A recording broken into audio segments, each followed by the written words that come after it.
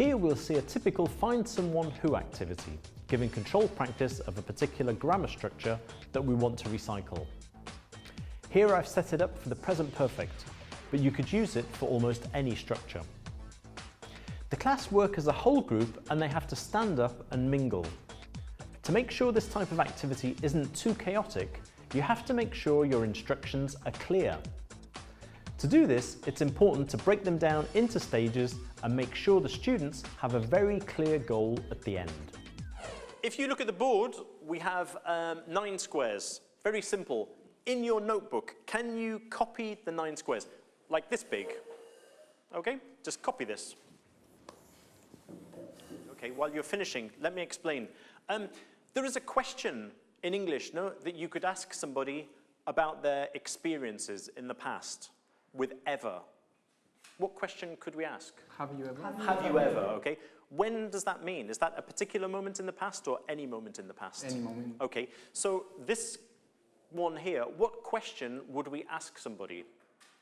Raul. Have you ever eaten caviar? Yeah, okay, so that's the question. Have you ever eaten caviar? Eaten, what part of the verb is that? Here, I'm very careful to check that students know what language they're going to be using. If you don't check before, it becomes very difficult to fix when all the students are up and wandering around later. The past participle of eat is eaten. What's the past participle of meet? Met. Win? Won. Okay.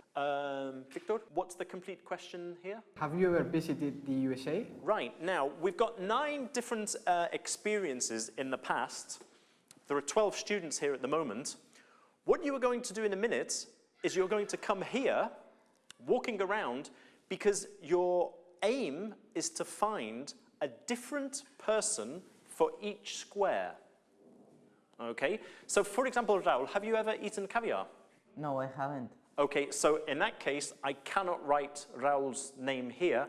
I have to ask a different student. Okay, so the idea, if possible, is each square a different person. So if Raul says yes, I can't put him here and here, only in one place. There are 12 people, and you can also ask me. If you need somebody for a square, you can ask me a question too. Okay, so can you come to the front and try and find one person for each square. When you find one person for each square, you can sit down again. Okay? Do you want to come here? Have you ever ridden a motorbike? Isabel, have you ever ridden a motorbike? Yes.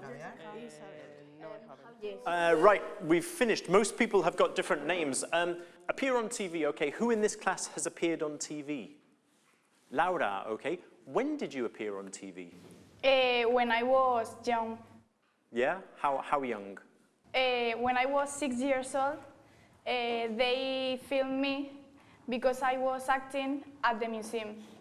It's good to get feedback from the whole class after pair or group activities. And with personalised practice, it's important to react to what the students say, not just how they say it. We're going to study that a little bit more, present perfect, past simple. Can you look at your books, page 34?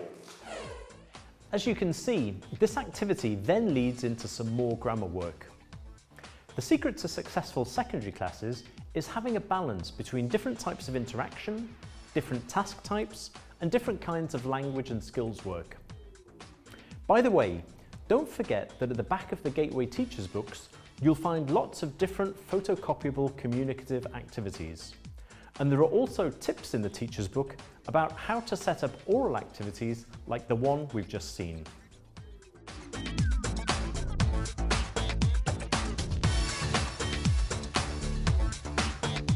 Don't forget to check out Gateway Online, where there's tons of materials both for teachers and for students, videos, games, worksheets, you name it.